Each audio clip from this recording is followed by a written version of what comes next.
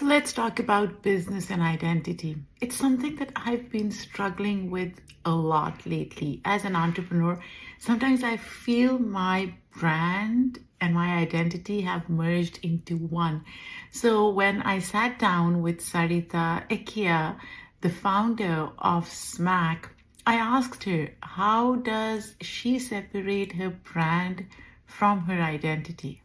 I do think about it. I think about it a lot. And that started mostly in the past 2 years. I didn't realize how embedded my self worth and my identity was with the restaurant until I really started to dig deep and see, like, who am I?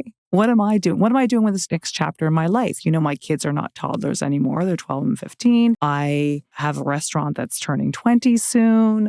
I have other passions and interests, but where do I go with those? This is our income source. This is our livelihood. And there's so much that I love about it. I'm emotionally tied to. And I think that it takes a lot. It's hard in a lot of ways because in some ways you don't want to admit it. This has become such a huge part of me. Like even when people introduce me, friends are like, this is Smack Sarita. And there's so much of my life that goes hand in hand with being the owner of this restaurant. And also that also goes hand in hand with being a part of a community that I love.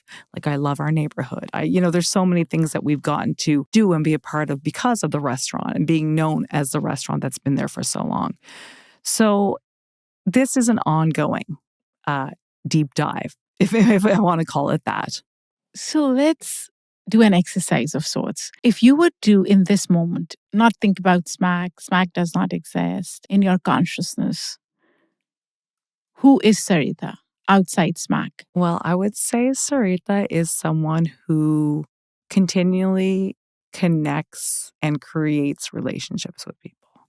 I love the pure honesty that she brings to this conversation and an ongoing deep dive that's happening there, right?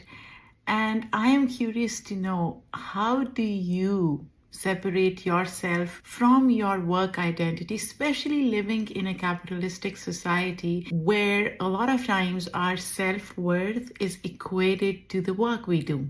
Would love to hear your thoughts in the comments. And don't forget to listen to my conversation with Sarita because there's so much more that we discussed and you don't want to miss it.